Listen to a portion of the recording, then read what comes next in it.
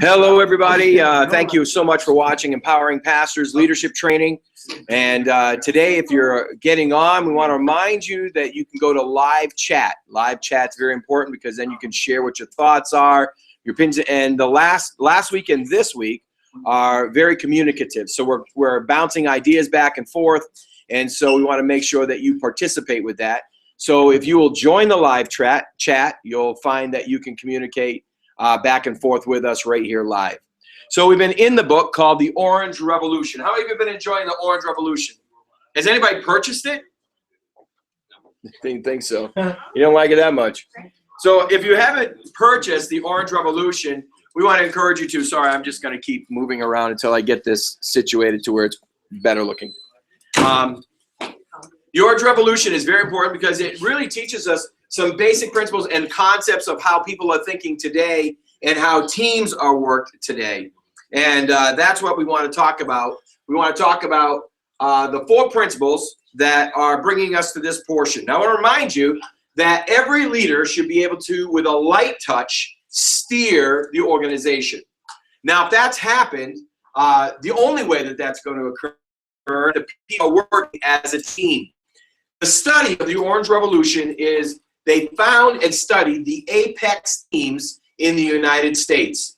Now, what do we mean by apex teams? They're teams that produce the highest results for their companies. And there were certain principles that were always there. Number 1, they found the major principle was that the camaraderie and the unity amongst the team itself, not including, sadly enough, not including the leader, produced the highest levels of productivity. The leader himself is seen as an individual who's there, but really not as the greatest motivator. We talked about how an army and how the army works out and they get out there and they're fighting. And we talked about Sergeant Gonzalez and how Sergeant Gonzalez, when he was just overseas, his group went to Iraq. And he said to me, Pastor, they're using gas right now in Iraq on our people. He said, but I couldn't go because I'm going home in a week or 2, and they wouldn't let me go with my men. He said, I'm really distressed. He says, I feel like I feel responsible, and I feel like I need to go with them. Really, what they found in the study of this book was that the teams, just like with the Army, they're really not fighting for the United States. I mean, they are, they're fighting for each other. And it's that fighting for each other, that team camaraderie, where we are family, that sets it in order to where that is where we find the greatest unity in a team. So the greatest unity in the team is, that's where they're fighting. Now, there were 4 portions that were necessary to really see the lighter touch. Number 1, they had to ensure the right people join the team. And we all know that. We talked about getting the right people on the bus. That is not a new concept. That is an old concept. If you haven't read Jim Collins' book, Good to Great, you must read that. Not you shouldn't read that. You must read that. How many people in the room have Good to Great or have read Good to Great by Jim Collins? Not all of you. Students from Bible school, you need to read it. You need to read it. Why? Because it's going to give you a heads up on how to run an organization properly. Great, phenomenal book. But one of the main principles in that book is getting the right people on the bus. Once the people are on the bus, that might not be that they're in the right seat, but you can move them around in the seats. But as long as you got the right people on the bus, then you know you can make your destination. Number 2, clarity of goals as a whole. At His Tabernacle, we do 3 things. What is it? We love God, we save souls, we develop leaders. Those are the 3 things that we do. Now, that is the corporate goals. That is the corporate destination. We have a 10-year destination or destiny statement where we know where we're going to be in 10 years. We know how we're going to get there in 10 years. We have a plan put together for that. That's where we're going. But yet within His Tabernacle, there are 8 major divisions, 8 major departments. And each department has to understand their portion in the goals as well as in the projects that they themselves individually are doing and how it's beefing up the corporate to where we're all moving in the same direction. Number 3, we went through it last week, and I love this class, and we are going to do that here at His Tabernacle with our team, and that we are going to have rule setting. Because they found in this book, in the study of the Orange Revolution, they found that the greater camaraderie or the team element was the greater production. We then had to look at, and one of the things that they did was they set up rules within the team. Now, normally what happens is the rules are set up within the corporate office. The rules are set up, and principal ones have to be. But what they found was if they took a team and they sat them down at a table and they talked about what was acceptable and unacceptable as a team, they found that there were certain principles that could not be shaken. Number one was everybody is expected to pull their own weight. Everybody's expected to be competent at their job. If there was not competence, then that was a rule that was set that if they broke that rule, it was unacceptable to the entirety of the team. Now, when they studied this process, they studied the factor of when the team itself is mad at somebody, or when the team itself is finding that there's not forward motion, then what occurs is then the morale starts to drop. Now, morale is very important. Why is morale important? What is morale? Attitude. The attitude. The attitude amongst the team in and of itself. Have you ever gone to a place where everybody hates it? What's the morale? Awful. I can't wait to get out. You can actually feel the morale. You can actually feel when people are in adversity, when they don't want to be there. You can feel when they're upset. They said that when the last president, I believe, took away all the incentives, there was a large financial incentives to the armed forces if they would sign back up. And they took away all the incentives.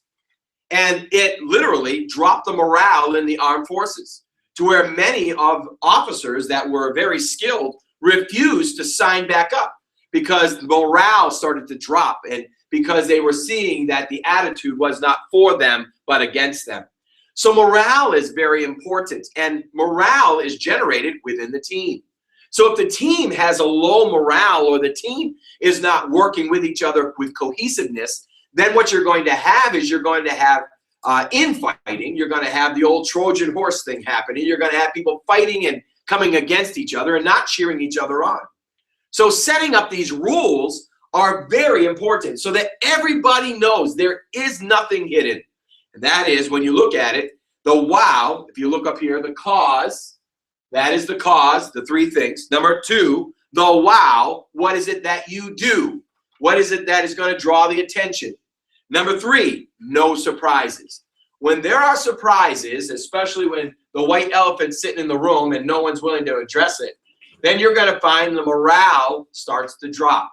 When morale begins to drop, then you see productivity drop because you're watching people infight rather than push each other on towards greater success.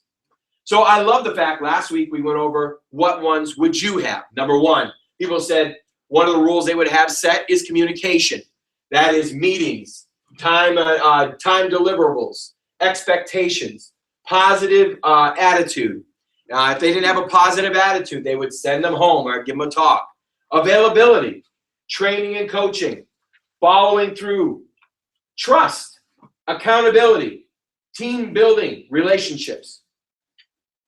I can't even read my own writing on the last one. Never complain down. I like that one. Remember he said that? Yeah. Never complain down. Boundaries, responsibilities.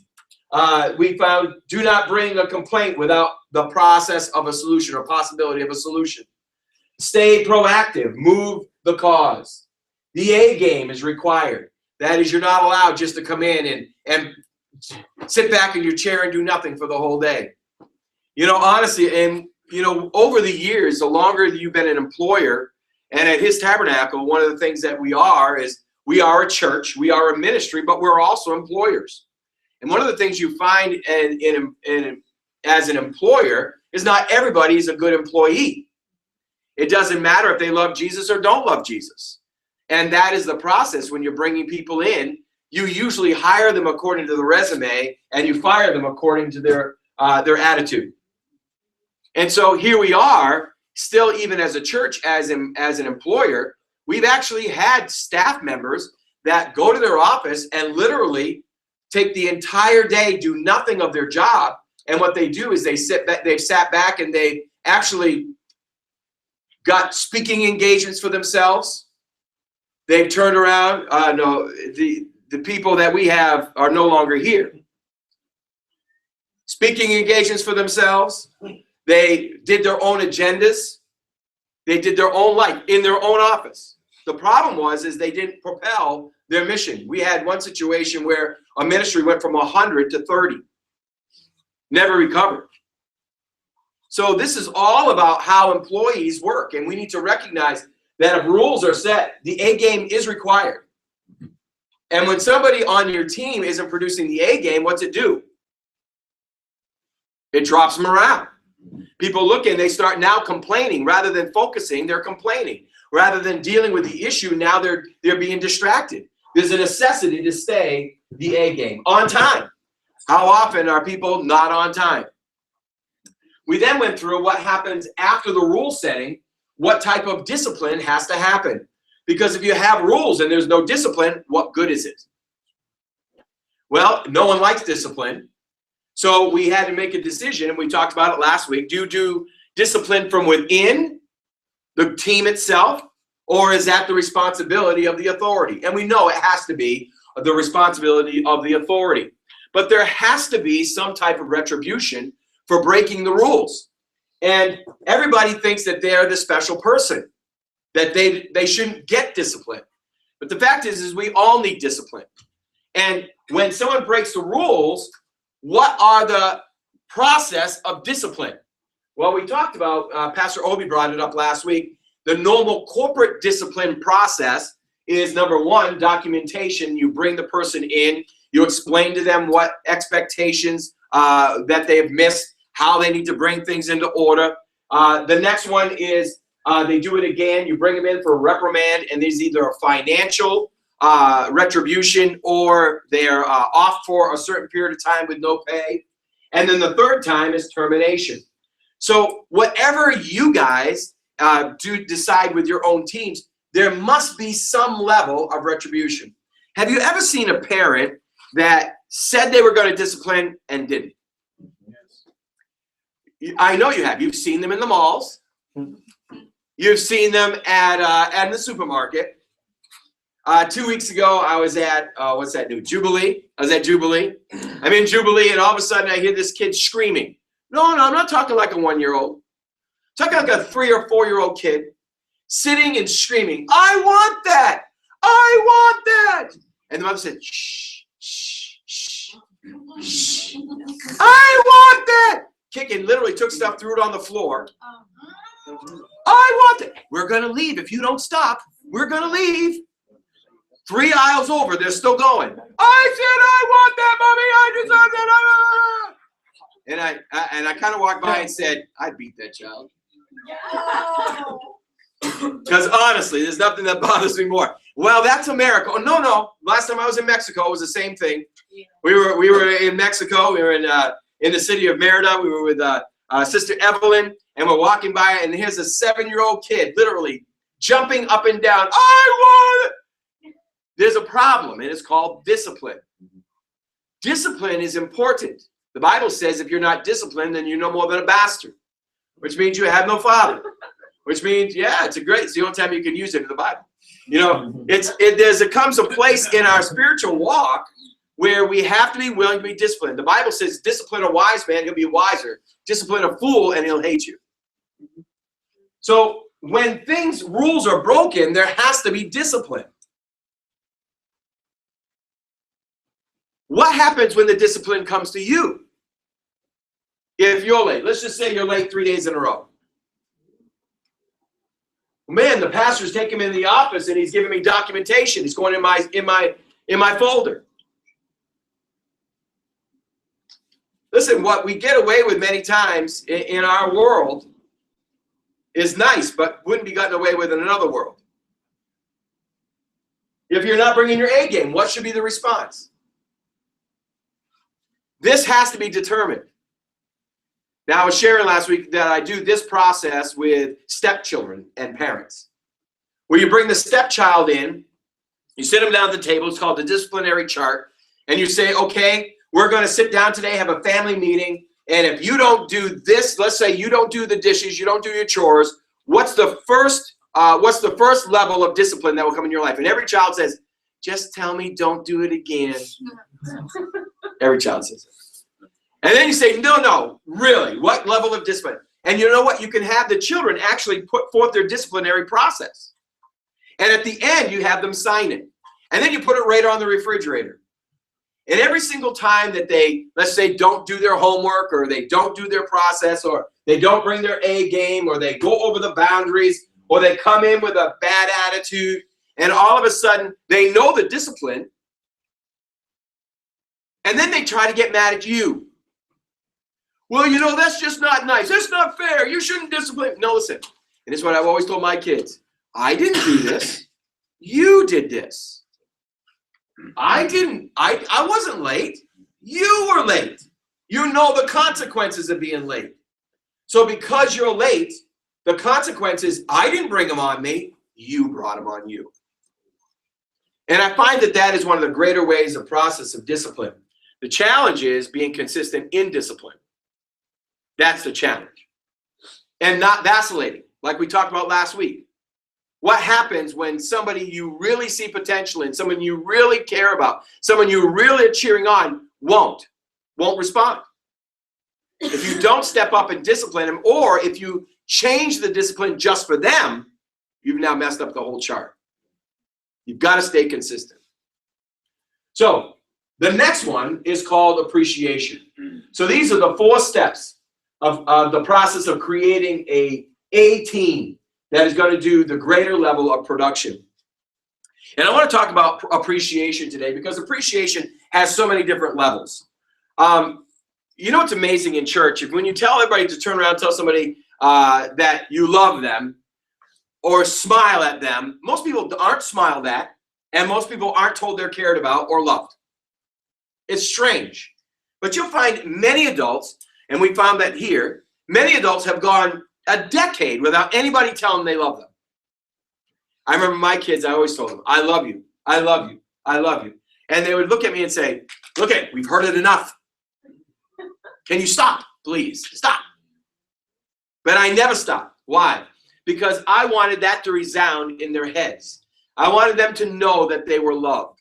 I wanted them to know that even though I was not happy with them, that I loved them, that I appreciated them, that they were important to me. Everybody's looking for the same 2 things. What is it?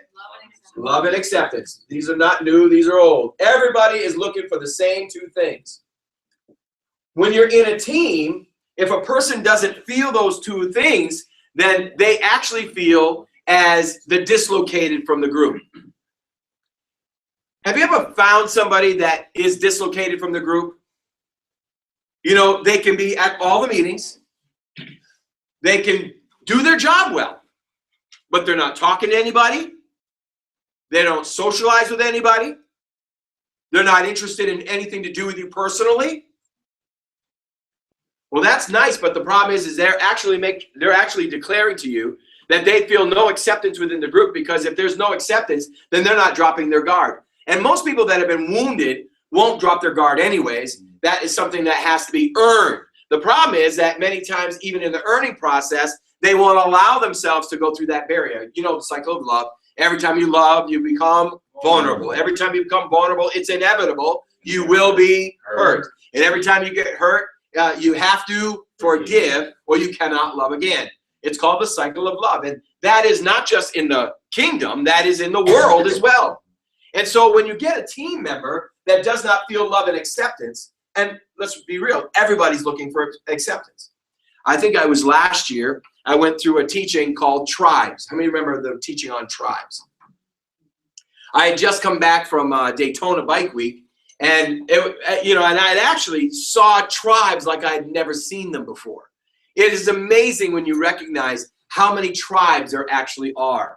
And it can be cultural, it can be socio-economical, it can be locational, like geographical. But no matter what, people always seem to go to where they're accepted. Down in Daytona, and if you saw a trike, you usually saw at least 3 of them riding together. You saw a shark, you usually saw at least 4 or 5 of them riding together. 26, 30-inch rim on the front of a bike, you saw a bunch of them riding together. I mean, it was normal. You saw crotch rockets, they were 10, 15 riding together. And they all had the same hat on with that little spike thing going across the top of their head. It's very interesting when you look at tribes. Every team is a tribe.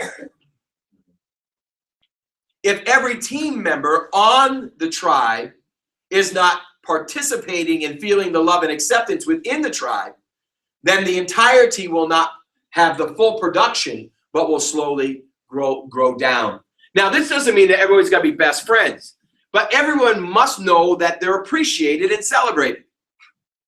And that can be a challenge at times. Can I hear an amen? Amen. Personalities. No, not everybody's going to get along.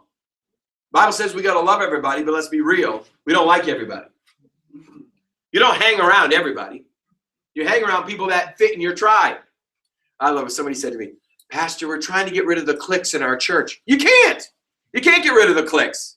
That's called a tribe. There will always be a clique in every church. So everyone must have love and acceptance. So the question comes down to is appreciation. And let's start talking today about creating a culture of appreciation. If you yourself had to be a person, and many of you have had different environments that you've worked within, and some positive and some negative, what brought you to the place of feeling appreciated within the culture that you felt the most productivity in? Now, if you're online, this is your time. You want to start talking to the proctor, and they'll make sure they get that information. Give me one level or one way that you felt appreciated within the organization that you participated with, that you felt produced the greatest morale.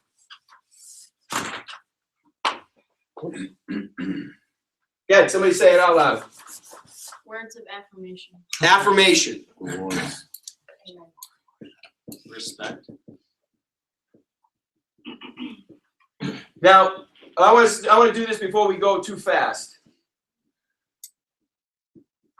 What do you mean, words of affirmation? Just thank you. I appreciate what you're doing. You're doing a great job. I like how you did this, that kind of stuff.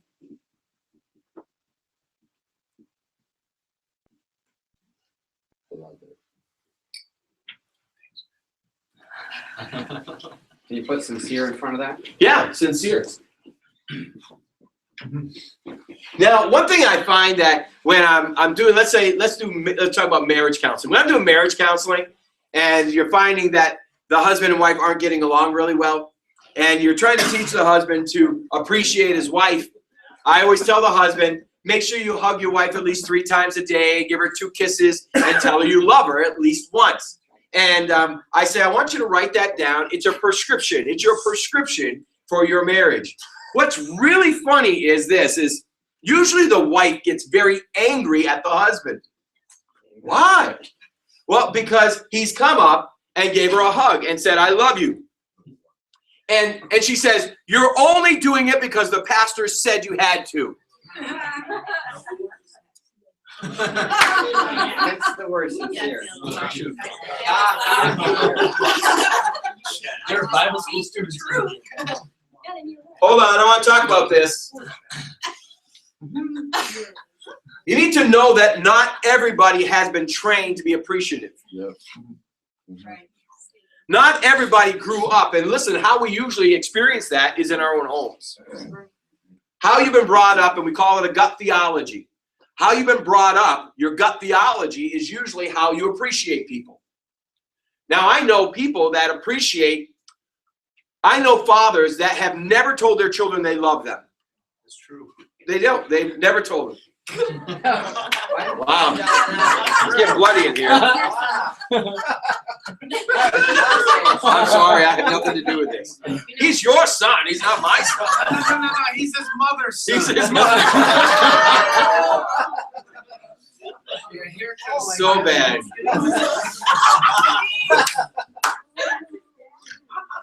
Yes, that's his dad. No, excuse me. No. Pastor's wrong. Not everybody's been taught appreciation. I know dads that never have told their children they love them, but will buy them everything. Because to them, appreciation is buying them. I know others where, appreciation is shown in so many diverse ways in your upbringing. Some have never been appreciated at all. Never, ever saw appreciation. Never. So we assume that everybody knows how to appreciate people on our teams. And that's a bad assumption. So this is why writing these things down is very important. If these 4 principles are what are going to generate an apex team that are going to work together to bring forth the greatest production. And let's be honest, that's what this whole stinking thing is about production. Yeah. If you're in a company, it's about making money. If you're in a church, it's about saving souls. The goal is production. If there is no production, there is no team. Because a team that sits around with no production is not doing anything. So these 4 are to produce the highest levels of productivity, and appreciation is one of them. So don't assume. And so when we set these principles out, and someone walks up and says, man, I really appreciate you. And your head says, yeah, the pastor told him to say that yesterday. Don't look at them and say, yeah, the pastor said to say that yesterday. And don't assume that it's not sincere. Yeah. It's just that maybe they're practicing. Everybody needs to be trained. Yeah. Everybody needs to be trained. I tell wives, listen, your husband is trainable.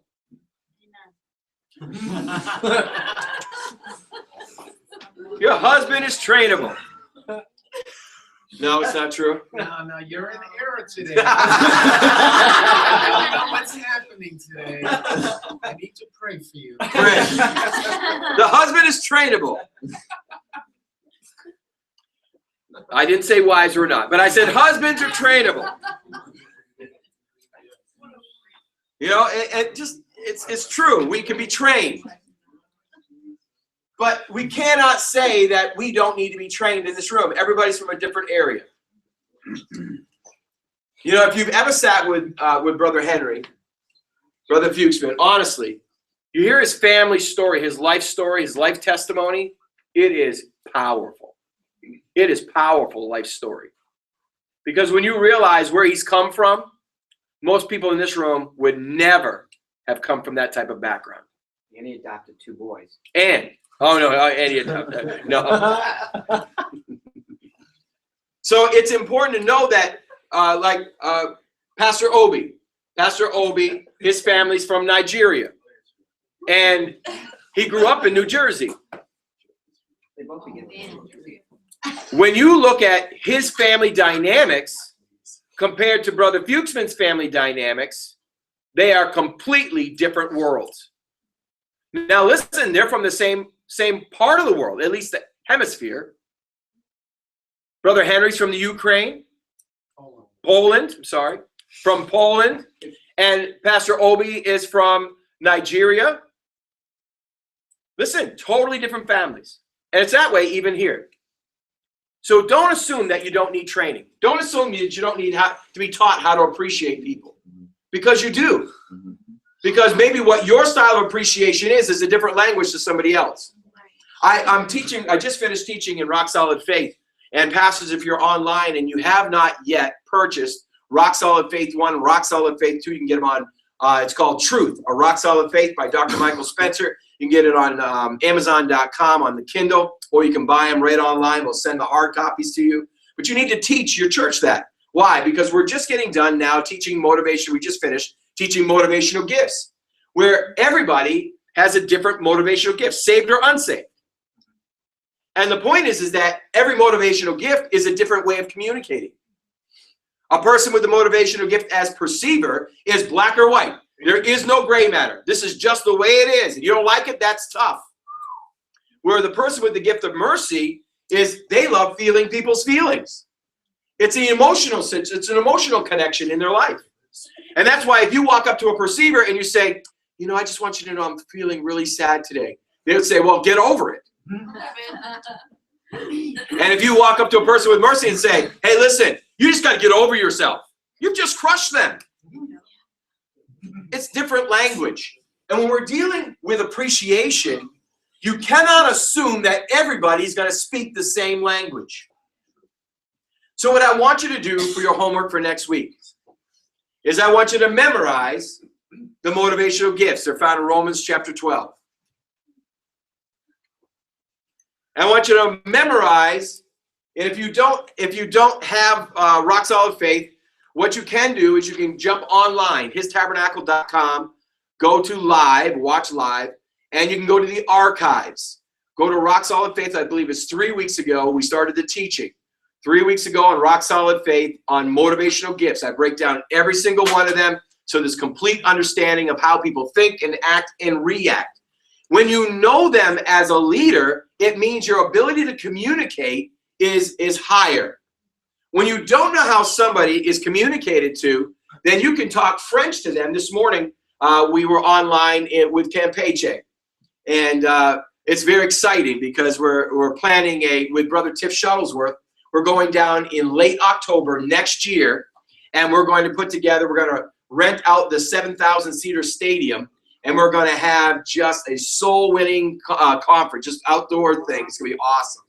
And so if you want planning for that. But, I talk to Campeche every single Tuesday at 9 a.m., 8 a.m. their time.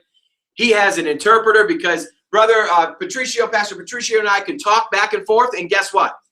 We're both going to go like this. God's got no understanding. I don't know Espanol. But he has no English, no inglés. It's small. He goes, I love you. I love you, Pastor. And I love you, Pastor Patricio, because I don't even know it in Spanish. So, but watch, this is where we assume that everyone speaks your language. They don't. They don't speak your language. Stop assuming they know what you mean. Stop assuming that in your presentation of appreciation, they get it.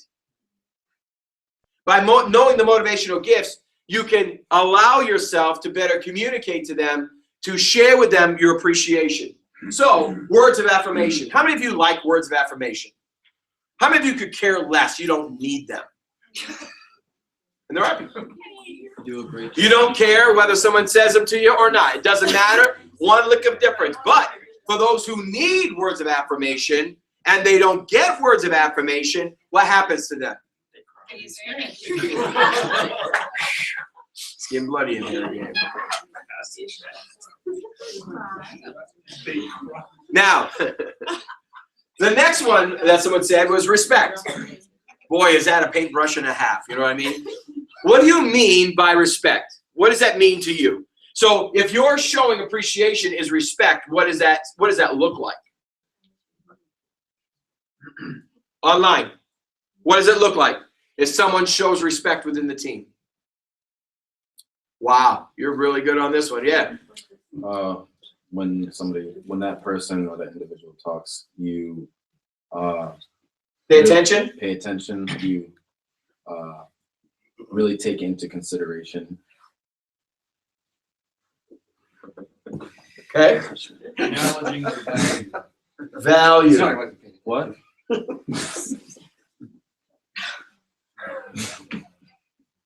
Somebody else. The way that you, if you're going to express respect to another team member, how are you doing that? What's it look like? With their time and tasks. Time and task. What do you mean by that? So like, if you're requiring them to be at a meeting, you're not wasting time at the meeting by foolish talk. You're getting to the point. And if they have a lot on their plate, you're not going to give them too much that they can't accomplish it. Okay. Not wasting their time. Come on, somebody else. What's a way you show respect? Yeah, I can't have you quiet. Just recognizing the individual for their position doesn't mean that maybe it's just recognizing people, that the position that they're in. You respect it, whether you agree, disagree, you just accept it. you recognize the fact that, they have a whatever in front of their name. Excellent. Yeah. I feel like respect doesn't have to.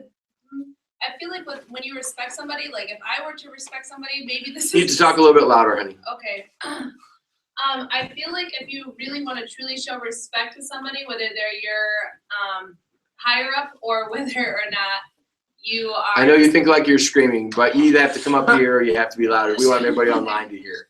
All right, so I feel like whether somebody is your higher, if you guys are on an even playing field, respect is just identifying what they believe is respect. Still come up here. No, you're good. Oh, okay. And just communicating with them in a way that they receive it as respect, because I think that everybody has a different idea. Like everybody can agree that respect is showing value, but I think truly showing value to somebody is communicating with them and showing them appreciation in a way that they receive it. You're truly going to respect somebody. You're going to take the time to understand what it is that they need to hear.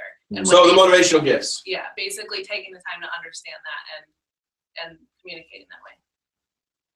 Very good. It's when you ask somebody a question and they answer you, and you don't just dismiss it, whether you agree with it or not. Otherwise, don't ask the question.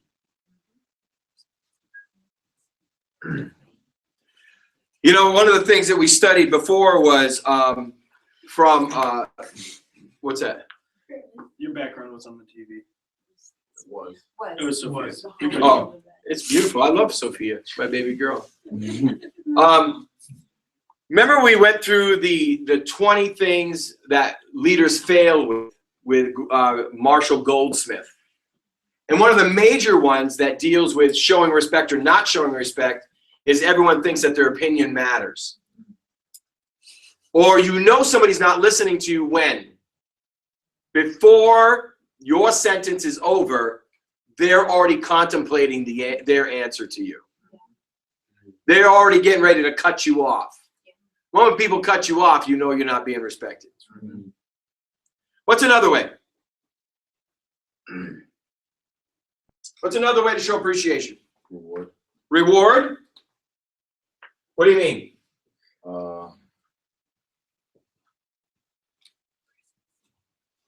Basically, if they do above and beyond, or even just doing what they do. What's a reward? What kind of reward would you Time do? off. Time off. Monetary. There's some people, it's Gifts. a little treaty gift that's personal to them. Mhm. The fact that you spent the time to think about it and go buy it or make it. Very good. It's the littlest thing, buying somebody a cup of coffee, that maybe they wouldn't buy it for themselves, something special. Excellent. Yes. Oh, no, I was just. You're just appreciating? that coffee. Okay. And then copy. I'm not buying you one, I'm sorry. So another way of appreciation is recognition, but that could also be a reward. That could be a form of respect, that kind of recognition. Recognition.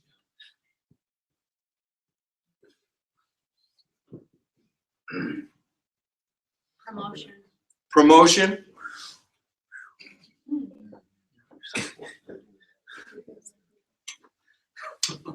Wow. It's getting worse.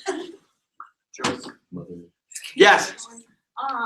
Well, the way that I like to show people that I appreciate them is acts of service, just being there whenever they need a hand. I don't know, just making things easier for them.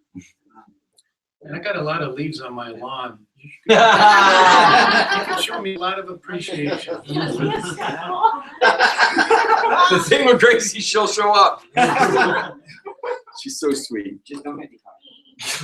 Now watch, I know that the mindset that everyone has when we're starting to work on this is that this is what the boss is doing.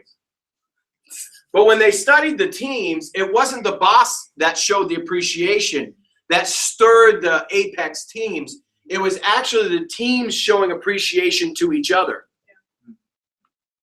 It was the teams with words of affirmation for each other. It was the teammates that showed respect to each other. It was the teammates that even did the rewards. It was the teammates that gave recognition and promotion and helping each other, even outside. Jay said that a few weeks ago, where a lot of his team actually, if one of them needs to be moved, they're all going to come help move. They're going to go hang out together. They're going to go have fun together. There is this need for the affirmation process not to be from the head honcho or the manager or the CEO, but the greater teams are where they're integrated to each other, to where they're cheering each other on. Yep. One of the challenges I have found within the church world, and correct me if if this fits right in with the business world as well, is that his tabernacle is one, but yet we have the 8 departments, and in 8 departments, many times the 8 departments feel segregated to themselves. All of a sudden, I'm over here, I'm doing this thing. I'm Pastor Johnson's getting ready for Christmas. He's over here, and Brenda's over here doing the children's ministry, and Cody's over here doing the youth ministry, and so on and so forth. Everybody's doing their thing, but yet there isn't a cohesiveness as moving as one team.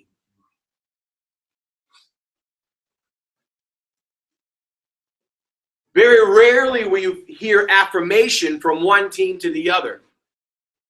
And the problem with that is when you start dealing with morale, one of the factors that they find is that morale always drops when people are stopped being seen as human beings and as teammates and just producers. And so when there is this segregation from each department to where they're not cohesive and working together, then they just compare themselves with each other. You know, there's nothing wrong with competitiveness. I personally love competitiveness. I believe that it can challenge and stir people to go further and to do greater things. But when the competitiveness eliminates teamwork, then it actually is more destructive than it is building. And so we've got to have a cohesiveness to where we're encouraging one another. That means you've got to show interest. This is the challenge. We get so engulfed with our own little worlds that are within the big world that we never say anything to anybody else outside of our world. One of the things that I love about traveling, especially, I don't really like traveling to other countries. I do it every once in a while, but I really don't like it. But what I do like about it is that you're actually able to see a different world. And you realize that the world you're in really isn't that big. Most of us get engulfed with our own environments. And our environments, let's be honest, our environments are relatively small compared to the world. And when we open ourselves up to other teams, what we're actually being able to see is that, you know what, we actually are integrated because we're all for the same momentum, we're all for the same motion, we're all for the same cause, and therefore we've got to start talking to each other. We've got to start, it's all right here. We've got to start appreciating each other, because when we start doing that, then we're cheering each other on, and they know that they're not alone. When somebody feels alone, they don't feel part of. When they don't feel part of, then that's segregation. When they're segregated, then they feel like they've got to fight for themselves all the time, and it's all everybody against them. And you're not going to find moving forward there. So if you were to say, we've written these things down. If you were to say next week, you were going to start appreciating one of the other teams or one of the other teammates, what would you do next week?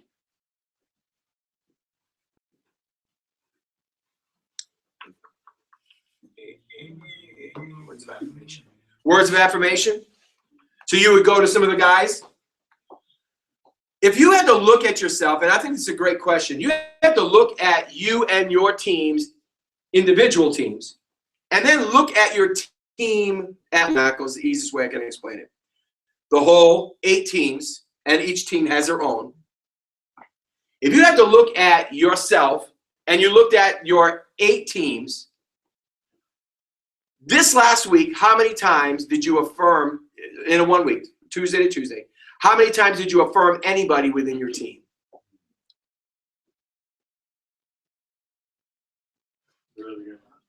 If you had to look, you affirm. Too many. Appreciate. Too many. Too many. I say that because I don't have the number, but I appreciate all my support. That's awesome. I'm going right here. Hopefully he knows I appreciate it. I'm not putting him on the spot if I'm not, I'll do a better job. And that's where it comes down to. We've got to evaluate ourselves. Gifts are good too. Gifts. Cody, you can grab my cup. Drink that. I can afford you. It's really interesting because a lot of us, because we were brought up in different worlds, don't even look at affirming somebody else. So you did. How many can be honest and say you maybe affirmed one? 1, 2, 5? Is it all words of affirmation? No. What else did you do? At my job. At your job? Now listen, you got to talk louder or I've got to repeat everything you say. At my job, just doing what's told, doing what you're supposed to be doing, and then going above and beyond as the way I would show appreciation to my managers. By cleaning stuff that no one touches, going through doing that extra stuff for them because that they don't see every day. They can't get to it every day. So to show my appreciation to them, I'll clean something extra for them. Do they know that? Yeah, they'll find out. But this is what I want to get to. Do they know you're appreciating them? Okay. Yes, young lady. What? Go ahead. I was making sure that Carla knows that. You were just making sure you're covering your butt right now in class. That was I bring smart. lunch every week. I bring lunch. Yep, every Carla week. brings lunch every week to her team. Awesome. Anybody else? Another way you show appreciation to your team? Yes.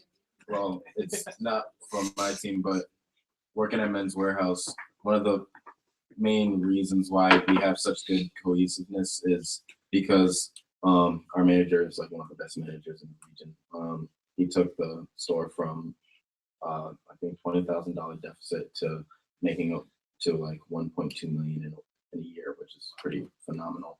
And it was all because the team chemistry was really, really cohesive. And the person that would do the best at the end of the month or anything like that would get a $50 certificate for, I don't know, whatever that person was. That's a haircut. That's the manager. Now, what about people you're lateral with? Yes. Cook. She can cook. Take them out. Lateral. Take them out to dinner. Take them out to your buddy, your friend. Have you done it? Yes. Yes, awesome. Somebody tell me lateral, what you've done lateral. What's that? Yes. I give them random massages. You give him what?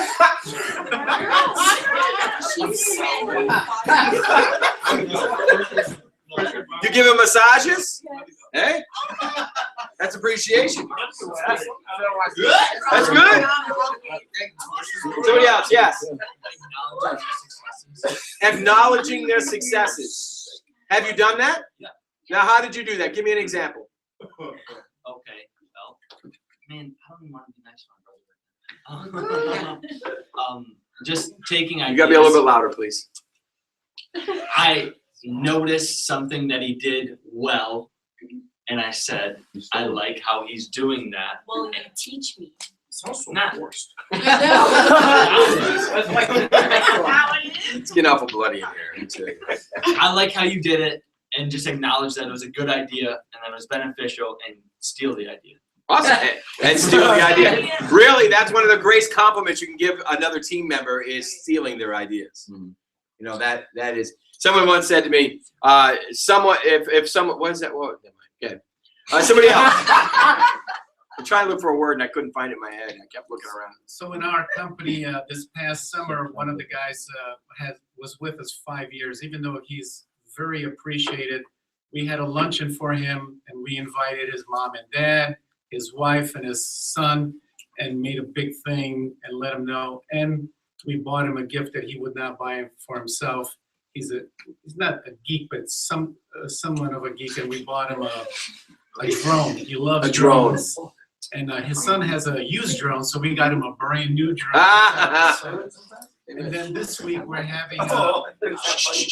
and this week, one of our guys has been with us 10 years, so we're gonna do something similar. We're gonna all go to Rochester where he's at, take him out to lunch, and his mom is gonna come, and his daughter's gonna come from college, and we're paying for all of that, and just make a big deal out of that.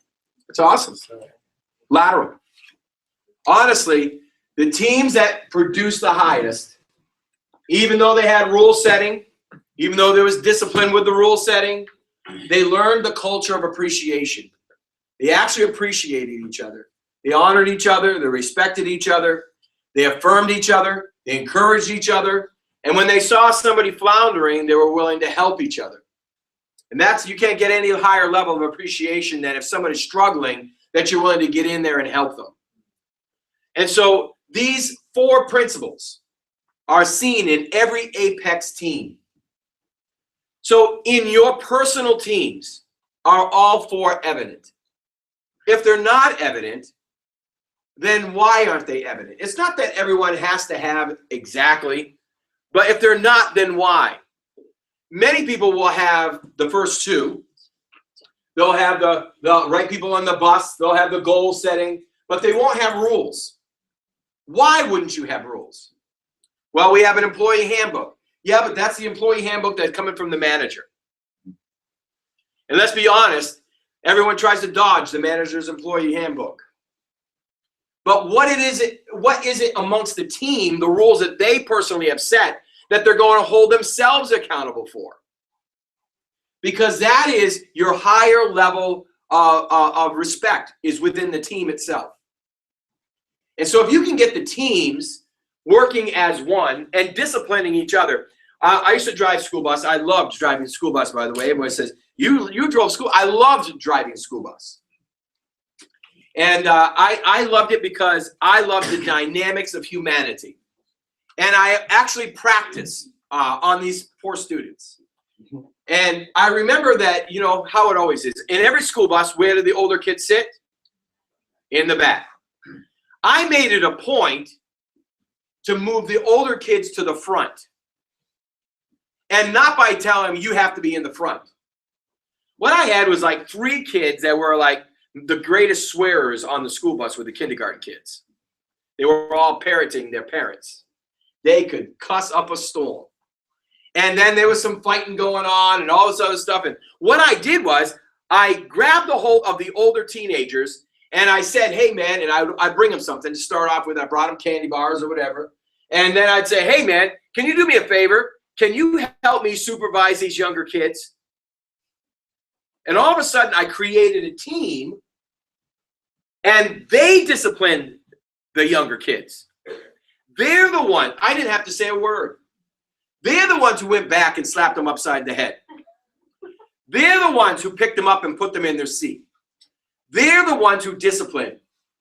The rule setting was simple, but there had to be follow-through. And I found that if the team would do the follow-through,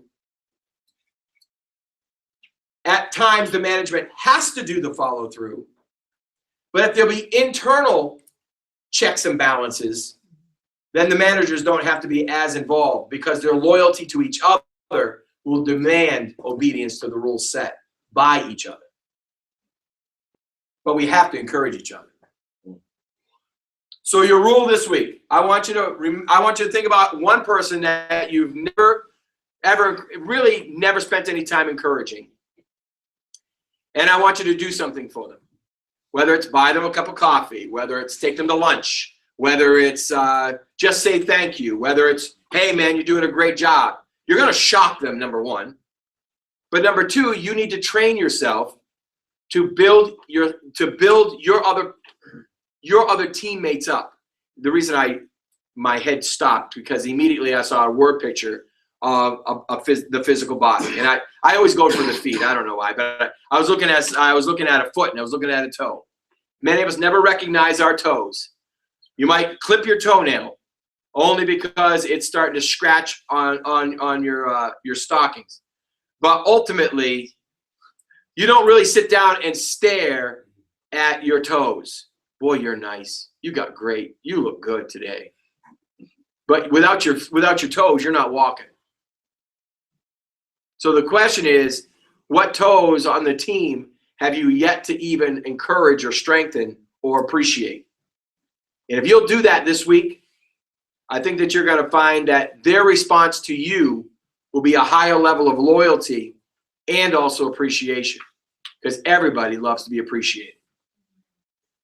Right? Anybody got any questions, thoughts? One Yes. question. So I know a business. A little bit louder, sir. I know a business guy that. That's still not loud enough. You're not making one of these green things jump. I know a great business guy, and he has a great team, and I think he feels underappreciated because he does buy them.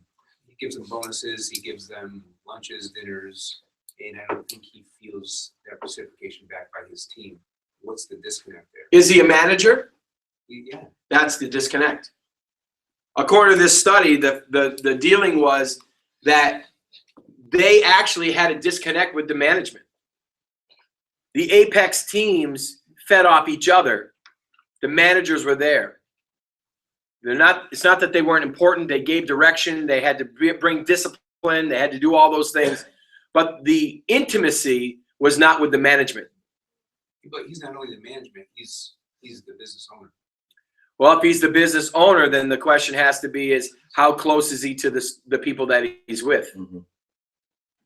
Because you can't fraternize. So he shouldn't feel appreciated by his own team? Personally, myself, I just tell you me. And I'm a different type of person. I'm the one that doesn't need affirmation. I don't expect my team to affirm. I do expect my team to respect. So I don't need words of affirmation. My appreciation comes with respect. And again, that's knowing people. I'm just that type of person. You respect me, we're going 10,000 miles. So you might want to talk to your team about how they show respect.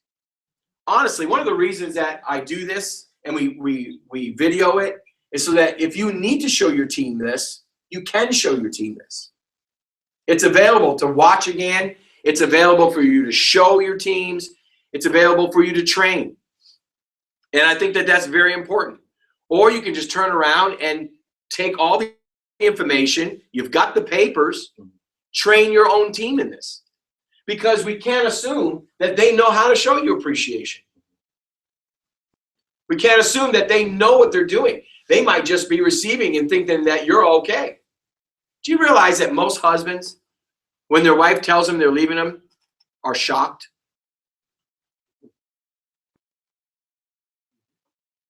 But it's usually not that way the other way around. Why is that? Because men are oblivious. They're not paying attention to that. They think everything's good. And all of a sudden, bam, they're standing there with their finger in their ear. You know, they're not as connected emotionally. And that, again, you can't paint the brush all the way across, but that's majority. And so they might not know that that business owner doesn't feel that. They might think that they're showing that in their own way. So teach it. Tell that guy to teach it. Give him the information. Let him watch the video. If there's every problem has to be addressed, or it is the white elephant in the room that is still there. A couple of comments, just on the appreciation, I think that is absolutely a paramount. I never thought about it the way you brought it out as far as being trained. And what made me think also is the fact that it says that in the last days, one of the characteristics of the last days is unthankfulness. Yes. And so that's why we need to be trained and keep reminding. And I am not sure if I would agree, even if somebody raises their hand, that they don't need appreciation, because social engineers tell us that every human person has three major needs. They need to be accepted, recognized, and needed. So what I call my ARNs. And you know, the whole thing, the appreciation thing is not necessarily a big thing. It just could be words, it doesn't have to be money or anything like that.